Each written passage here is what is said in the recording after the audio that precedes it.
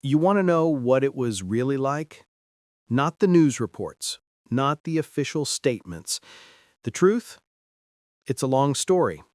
A story of shadows and fire. And it starts not with a bang, but with a silence. A dead channel.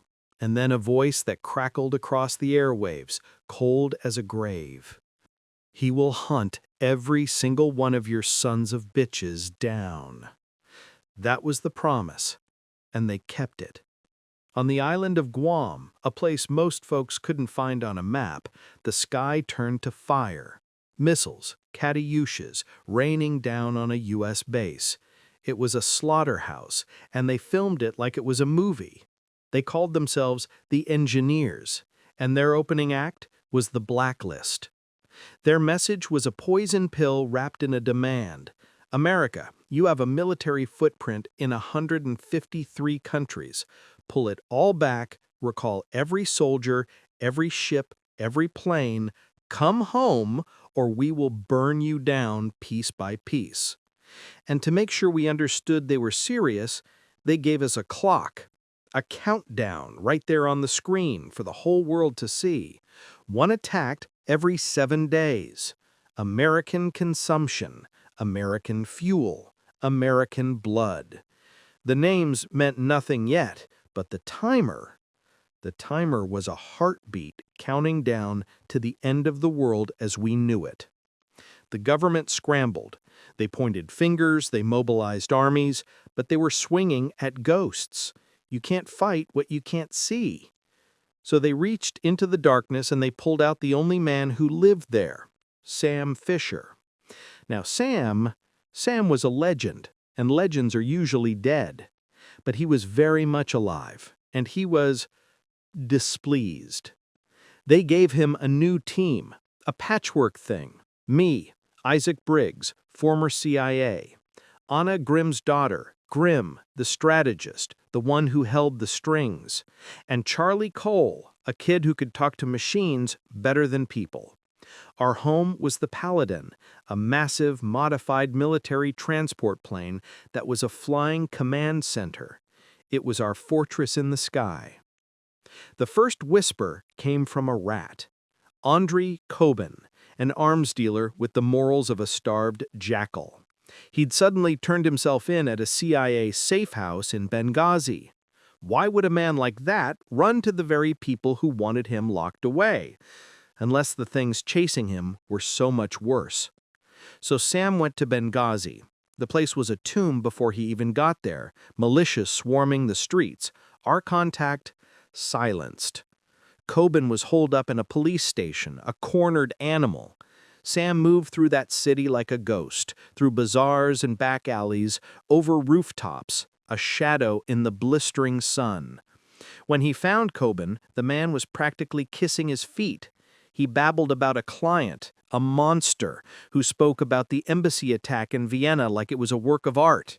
He gave up a location, a camp in Marawa, eastern Iraq. We thought we had a scent. We hit Marawa with everything we had. It was a fortress carved into the mountain, tunnels and gun emplacements everywhere. But the moment we were inside, the door slammed shut. It was a trap, a beautiful, brutal trap. They knew we were coming. They led our backup teams right into a kill zone and butchered them, recording every second, broadcasting it to the world.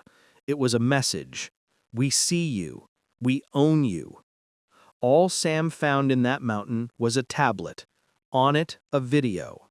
A young soldier, Miguel Garcia, on his knees, and a voice, calm, conversational, talking to him and then to Sam.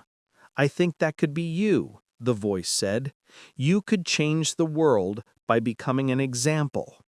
They weren't just killing soldiers. They were trying to break our spirit. They were trying to break Sam. But even in a trap, you can find a thread. We got a name, Majid Sadiq, former MI6, a ghost who knew how ghosts hunted. And the clock kept ticking, American consumption. All the intel, every agency pointed to Dallas. But Charlie, our tech whiz, he saw a flicker in the data, a glitch, a handful of names on a no-fly list that slipped through during a system maintenance in Chicago. He saw dots, and he begged to connect them. It was a hunch against a mountain of evidence. Sam looked at the data, he looked at Charlie, and he made the call. We're go for Chicago.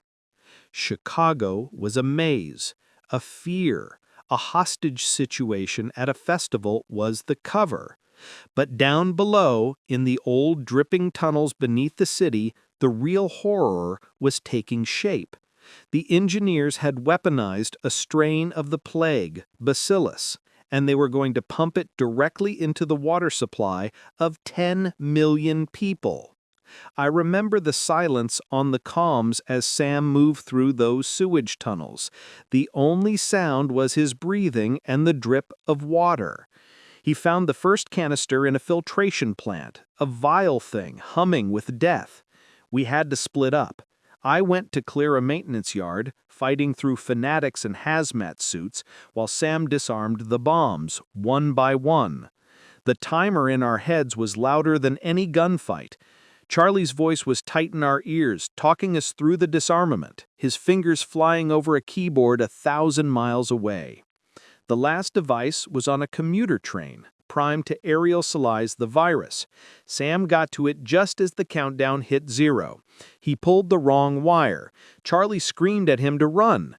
The blast was contained, but it was too close. Way too close. The city was safe, but we were left shaking, the smell of ozone and fear clinging to us. Sadiq was playing a deeper game. He used Coben again, feeding us false intelligence that painted a bullseye on Iran. He wanted to start a war, to let the world tear itself apart while he worked in the chaos. We couldn't let that happen. So we did the impossible. We went into Tehran. The mission was insanity. Infiltrate the Quds Force headquarters, the heart of the Iranian military intelligence. Our inside man, a general, turned on us the moment we were inside. It was a double cross. Sam was alone in the lion's den. He fought through waves of their best soldiers, through server vaults and security grids, to plant a device that would steal the truth. He found the proof, data that cleared Iran, but not before a canister of VX nerve gas ruptured in a lab. I heard him choking over the comms as his vitals crashed. I had to fight my way to him, injecting him with atropine as he convulsed on the floor. We barely got out, the Iranian military on our heels, the Paladin's drones clearing a path of fire for our escape. The attacks didn't stop. American fuel. They hijacked a tanker, but that was just the theater. The real weapon was the virus, the same one they used to hit our plane. I'll never forget the sound of the engines dying mid-flight, the sudden, sickening silence. The lights flickered and died. We were a brick falling out of the sky. Alarms were blaring. People were shouting. The co-pilot was trying to fly manually, but it was a two-man job. Charlie was locked out of his own systems, screaming that we were hacked. And then Coben, of all people, figured it out. They'd used a mirror from the tablets we captured in London, a piece of code Charlie had missed in his haste. It was his fault, and the guilt on his face was a physical thing. Sam didn't yell. He just looked at him and said, "Then find a way to make it up to us." Sam and Coben had to manually dump cargo to keep us from stalling, while I laid down suppressing fire from the ramp against a gunship on our tail. Meanwhile, Charlie and Grimm fought the digital plague, rebooting the entire system from a subfloor console. We fired the engines back up with seconds to spare. The ground so close we could taste the dirt. But we were too late to stop the attack in Louisiana. The Sabine Pass facility went up in a fireball so big we saw it from the air. The economic shockwave crippled the country. Gas prices soared. Riots broke out. Sadiq was winning. But all his moves, all the chaos were just misdirection. He was after the ultimate prize, not a city, not a resource, information, the crown jewels of the American intelligence apparatus. He hit Site F, the continuity of government bunker buried deep under Denver International Airport. When the alert is triggered, the most important people in the government, the President, the Secretary of Defense, the Joint Chiefs, they're all evacuated there. Sadiq took it. He had them all. He wired the place with chemical weapons and planned to torture the Secretary of Defense on live video until he handed over the codes to every secret America ever had. That's when the President tried to shut us down, called us loose cannons, said we were walking into a trap. She grounded the Paladin, ordered the Air Force to shoot us down if we approached.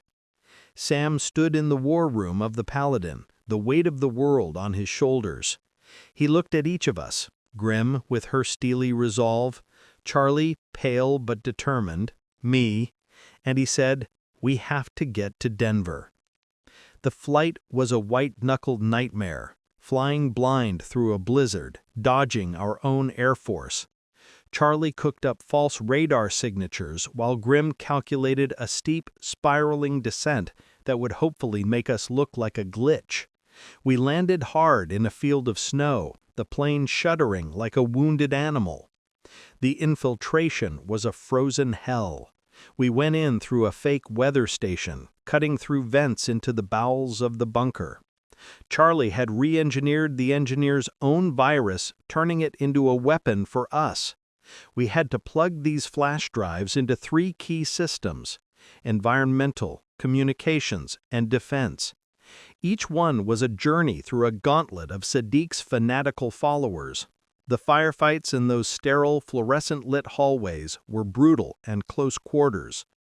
I made it to the central war room just as Sadiq was about to take the secretary's second hand. He had Sam at gunpoint, and he had Sam's daughter Sarah on the radio. He used her voice as a shield. "You won't shoot," he told Sam, so sure of himself. "We both know you don't have that in you." He was wrong. The shot was incredibly loud in the sealed room. Sam took his man down. I took mine, but Sadiq, he was fast. He grabbed Sarah's audio feed and used it to force Sam to lower his weapon. He marched him out to the roof, using him as a human shield against the Delta snipers who had the place surrounded.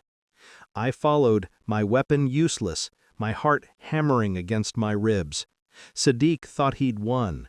He stood there in the blowing snow, boasting, "Kill me and a dozen nations will rise. Put me on trial and I will spell every secret I know." He smiled that cold, superior smile. "I've already won." He'd forgotten about me. He'd tossed me aside earlier, thought I was nothing. As he forced Sam towards the waiting helicopter, I came up from the side. He never saw me. I didn't hesitate. I didn't think about the nations or the secrets or the consequences. I saw a terrorist holding my teammate and his family hostage. 2 rounds, center mass. Majid Sadiq dropped into the snow, his blood spreading like a dark rose. The silence that followed was heavier than any explosion. Weeks later, things were quieter. The world celebrated the end of the Blacklist. The President gave a speech praising the nameless, faceless heroes. We patched up the Paladin. Coben was, against all odds, still in our brig, complaining about the coffee. Grim and Charlie were buried in data, trying to unravel the rest of Sadiq's web. They found connections that led everywhere and nowhere. The war wasn't over. It had just changed shape. One night, I saw Sam alone on the flight deck. He was looking out at the stars. He finally called his daughter. "Hey, Sarah, pick up, it's me. The bad guys, they're sorry, I'm going to be home soon." I couldn't hear her side, but I could imagine it. Her voice small and scared. "It's really over and you're okay, and Uncle Vic?" And Sam, he let out a breath, a long, slow sigh that seemed to carry the weight of the whole damn world.